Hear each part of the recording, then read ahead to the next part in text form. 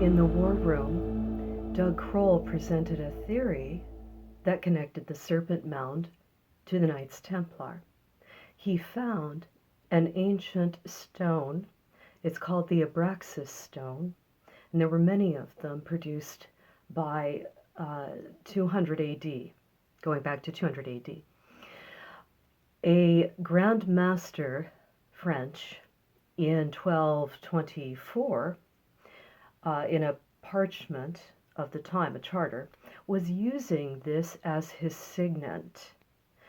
So it is a strange looking, very odd symbol, but there are so many layers to it. And by our standards today, it looks borderline creepy. But we have to remember a couple of things about the imagery that were being used.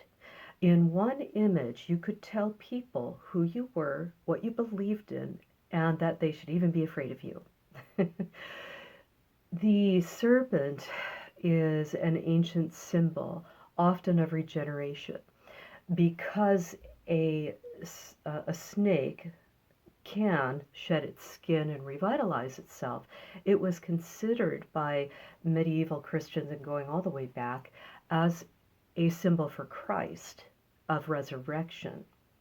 So that was a picture of how to explain resurrection. And then, of course, in Matthew 10:16, be ye as wise as serpents. And of course, Moses nailed a serpent to a cross in order to protect his people. There are also multiple layers that are worthy of copious books as to further symbology. It represents chastity. It also represents electrical currents. And there is a large movement of thought, especially in those who study Gnostic Christianity, Celtic Christianity, that the serpent actually represents the human electrical system. And sages have known this for years. Individuals centuries ago, saints, as many of them were termed and called, just knew. They knew. And now science today is discovering that our central nervous system, it forks out like a tree, but it also has those impulses going through our body. So it's many faceted. And Abraxas has two snakes looking either way, vigilant, ever vigilant, and the head of a rooster. The rooster was considered a very strong heraldry symbol. We don't see it that way today because that's not our culture. But it was considered virile, strong, protective, aggressive, because the rooster would, keep his hens in line. So here you have this Abraxas figure who is brandishing a weapon. He's got his double serpents, which if you're going to be as wise as a serpent, why not be wise as two serpents? So you can see either way. So you've got all your bases covered. Heraldry is an interesting study, and it does go all the way back to the early experiences of humanity around the world. You're out in nature. We're disconnected now, but if you're out working the fields, which most of our ancestors did, if you're out there trying to survive, you're going to be seeing nature all around you. So you're going to think to yourself, wow, I'd love to fly like that hawk. I'd love to run as fast as a cheetah. I would love to have the dignity and regality of a lion. And we might view this as a bit weird, but if your heraldry symbol was the head of a boar, that was big stuff.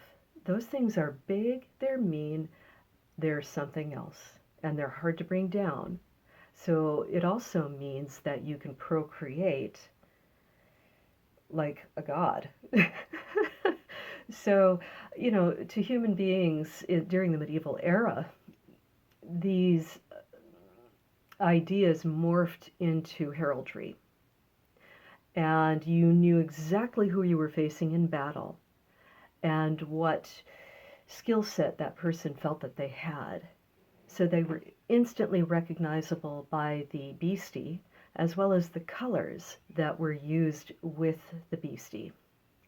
So there you have Abraxas, who is also connected with 7 stars.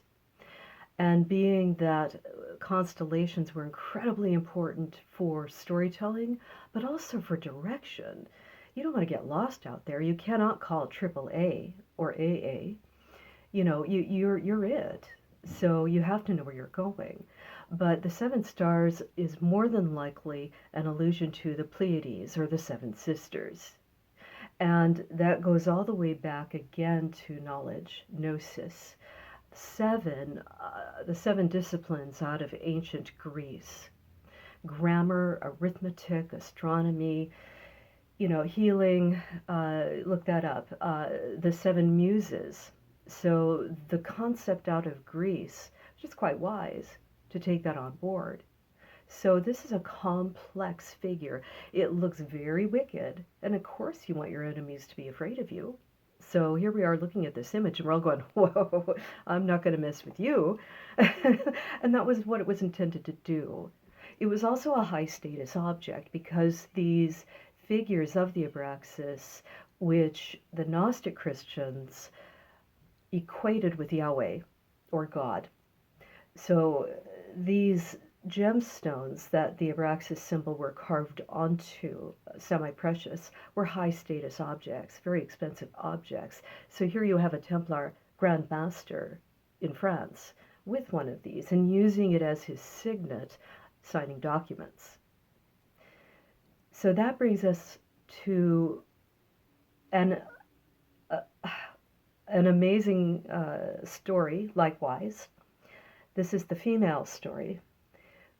After all, we ladies are part of the human race. Without us, nothing happens. And men don't always want to hang out just with men. So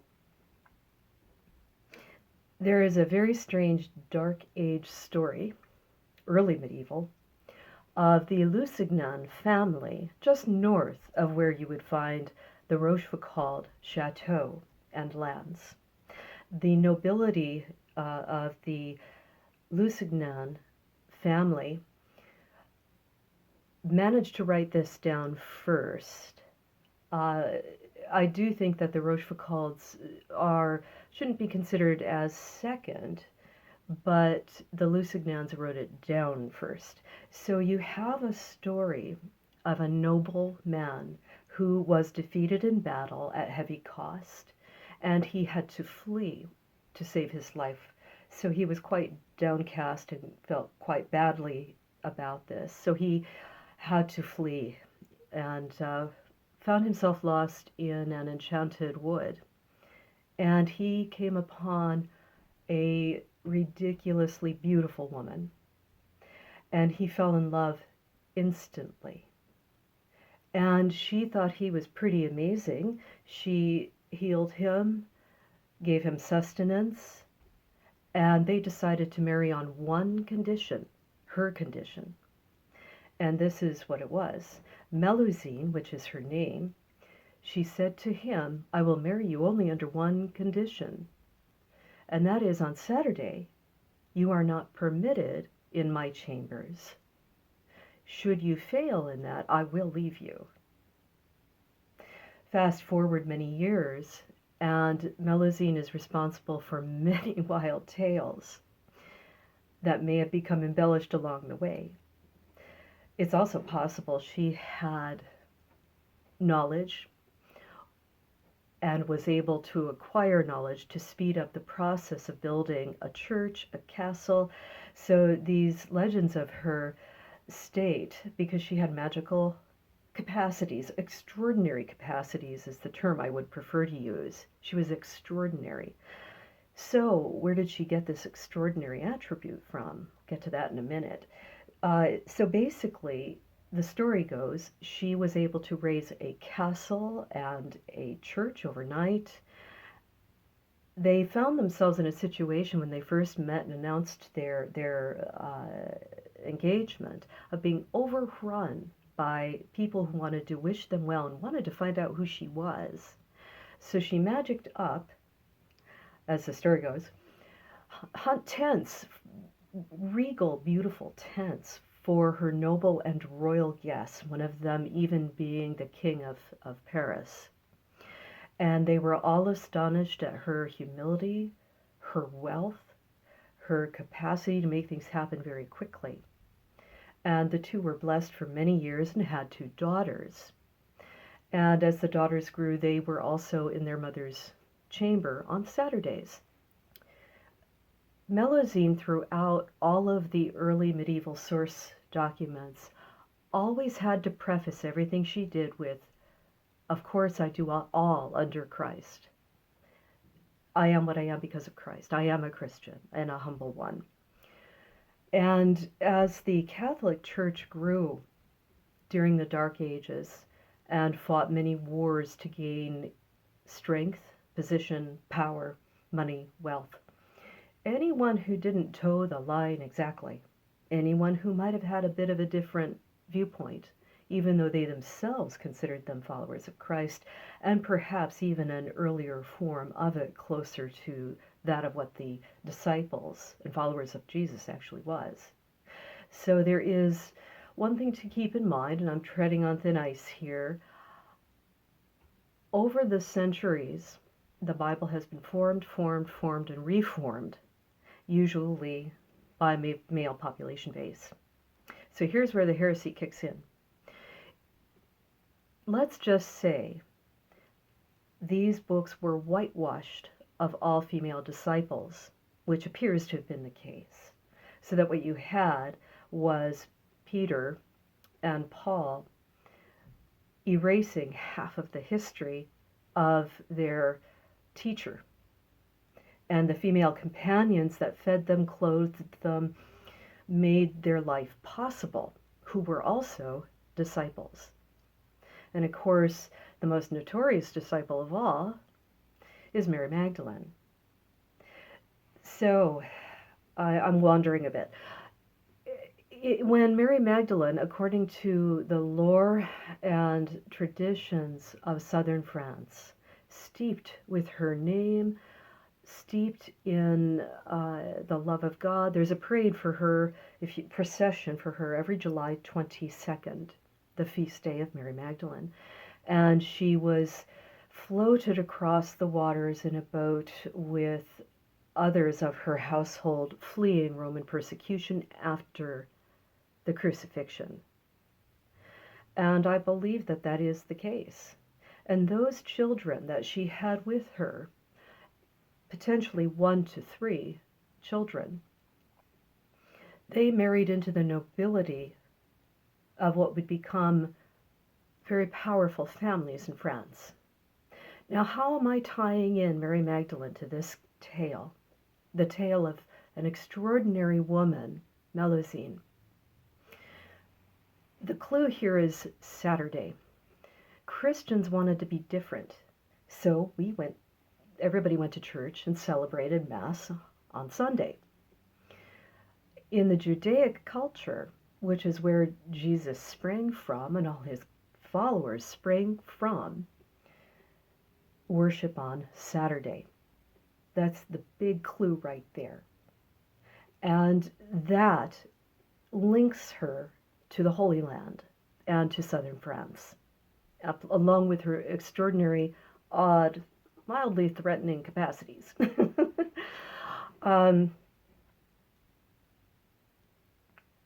It is also representative of her capacity of Melusine, a descendant of Mary Magdalene, regardless of who you think the father might be, of exceptional alchemy practices, of meditation, prayer, and perhaps even chemistry practices. Chemistry comes out of the root word of alchemy. So it's a very complex, very deep subject, and you can drive yourself crazy for years studying it. It's opaque, it's hard to understand, but if you stick with it, comprehension grows. So, Melusine is the heraldric symbol of the Rochefoucauld family, the female form of it. The French Grand Master, who was using Abraxas as his signet, had a similar theme of two serpents. Melusine has been portrayed as having two tails. One, she's been portrayed as being a mermaid, and when she felt threatened, a dragon that flew away.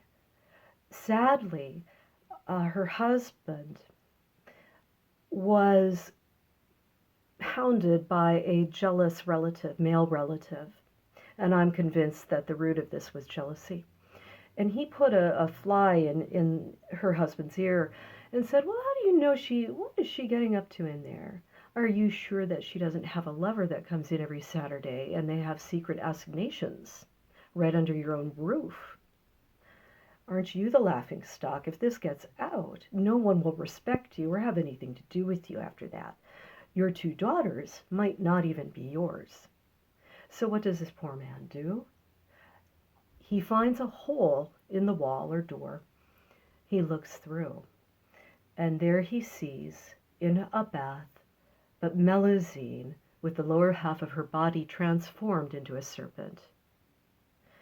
That's pretty wild stuff. But in that clue, serpent, are a lot of books as to what that means and what that meant to Gnostic Christians and Celtic Christians, and to the Essenes. So, poor Melusine discovers she has been found out, gets very upset, because these implications are potentially devastating. So she morphs into a dragon and flies away. So 2 hearts were broken, a marriage broken, and the kingdom suffered after that, because it lost its feminine power, its nurturing power, its love. So the Lusignan family in the north of Rochefoucauld wrote it down first.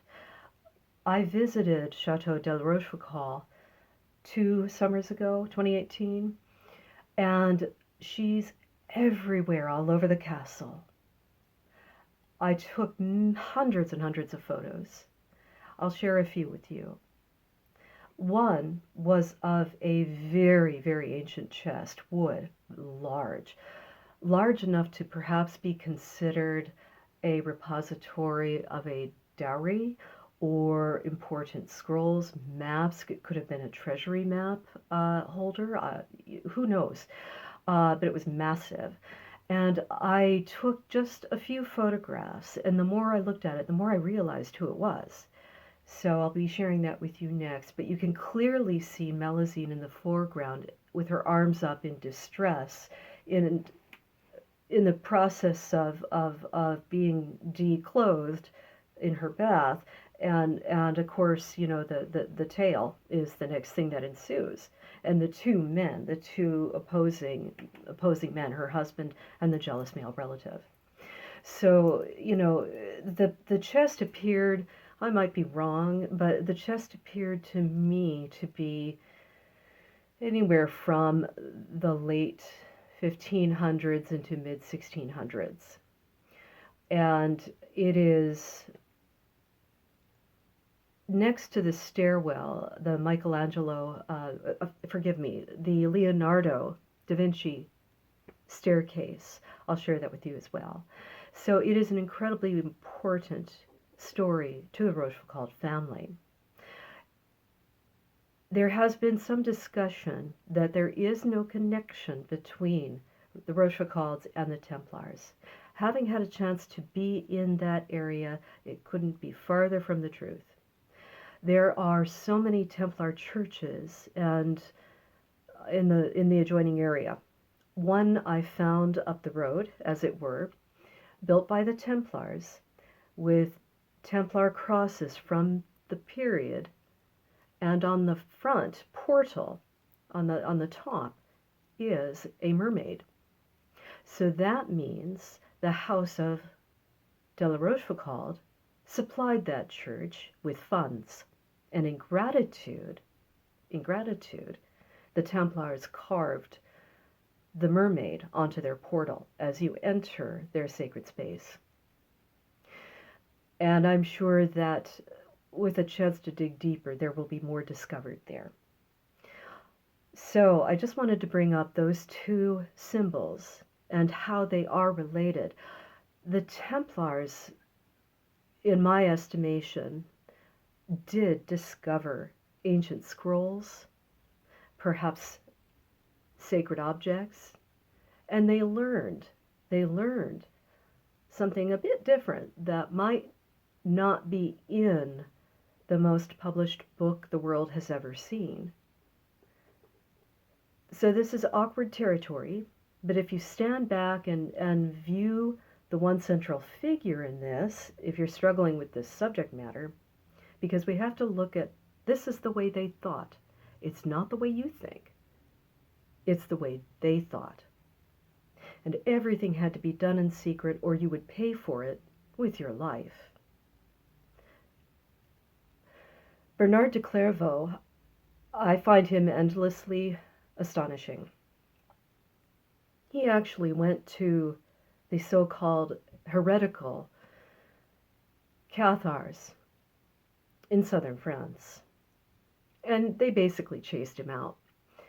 And when he left, he said, they are more Christian than Christian. He also said they need a great deal of talking to bring them into the church.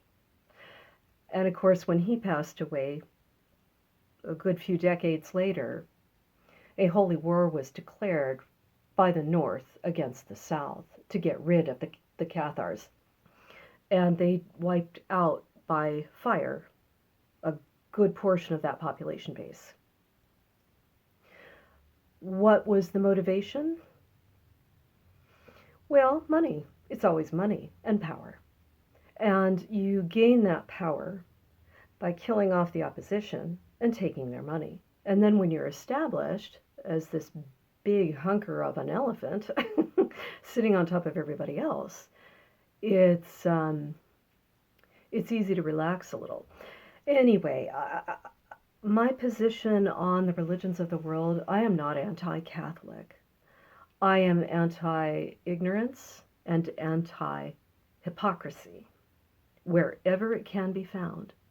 And because human beings are human beings, conspiracies can happen at the water cooler at work. It can happen at a larger level.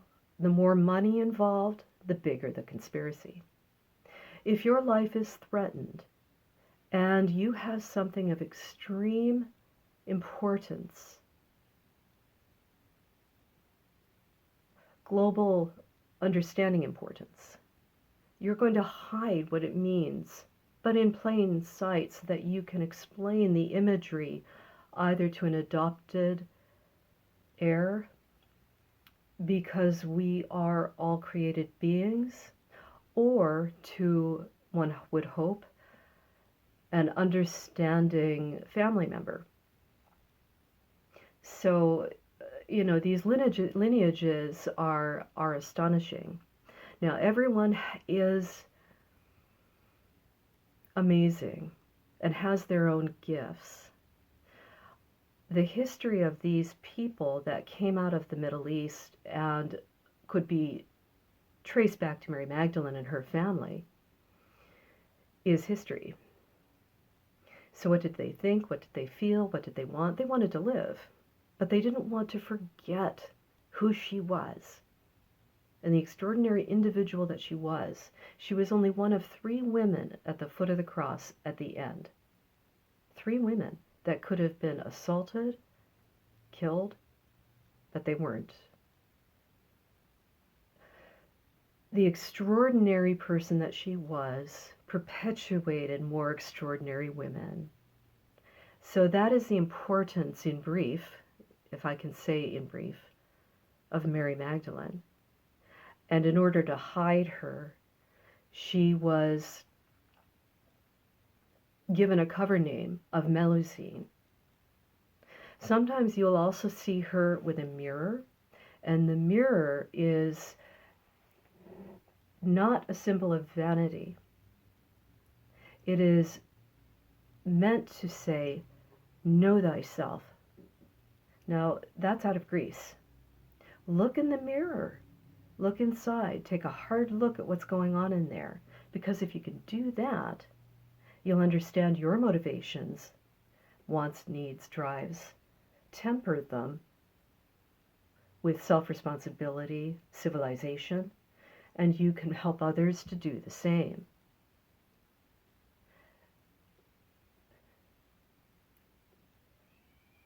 The constellation Cassiopeia, I've done a lot of research on that, is also a symbol for Mary Magdalene. I found a star map, a constellation map, that was printed in 1624.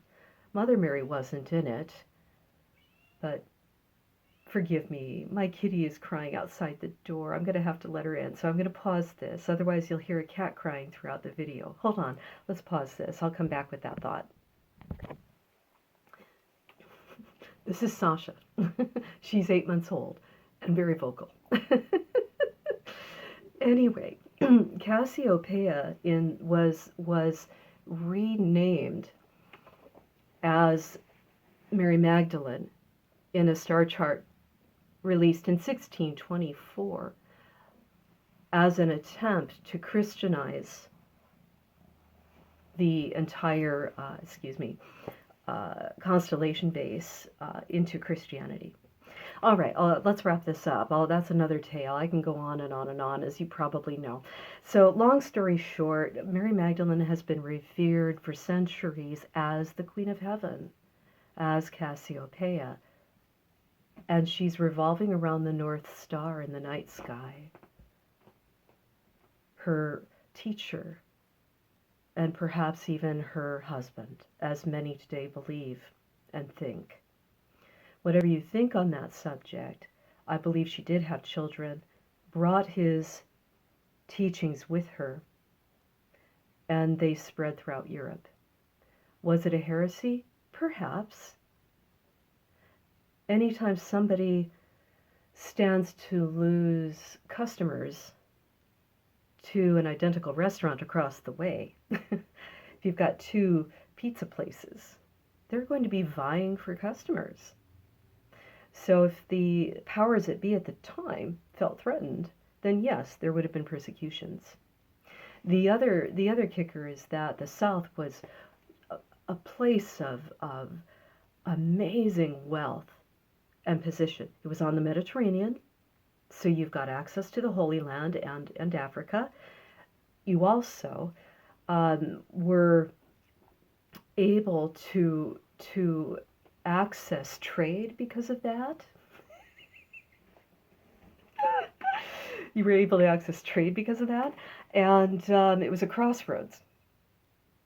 So it was vital, and the flowers, the capacity to grow food, which was essential and harder in those days than it is today. So it was not only was it about thought, but it was about capturing something of such great resource to sustain life. And also, this gets a bit sticky as well, there is evidence to show that the Templars may have been planning to carve out southern France, because it's Magdalene land, for their own country, their own state. And we know that they did that with Portugal. In fact, the nephew of Bernard de Clairvaux was the first king of Portugal. So it's incredibly complex. But in short, Mary Magdalene is remembered as Melusine, as Cassiopeia, and holding the mirror of self-reflection. So Doug's find is incredibly important. I've been sitting on this one for some time. There is another book about this written by Lawrence Gardner. It's called Realm of the Ringlords. And I know that Court Lindahl has also been working on this. So you get researchers of like mind coming to the same conclusions, maybe not agreeing on every single little thing, but certainly agreeing on many conclusions based on evidence. So I'm looking forward to the next installment of The Curse of Oak Island on Tuesday night. And I hope you enjoy my take on the Chateau de la Rochefoucauld. I have a book that will hopefully be coming out in the coming year that will encase this very concept, subject matter. I've been sitting on it, but when Doug pulled in Abraxas, I thought, I'm going to join in. I can't sit on this any longer. So here it is. Be interesting to see what you think about it. Okay, take care. Respect yourselves. Respect others. And may your life be touched with moments of grace when you need it the most.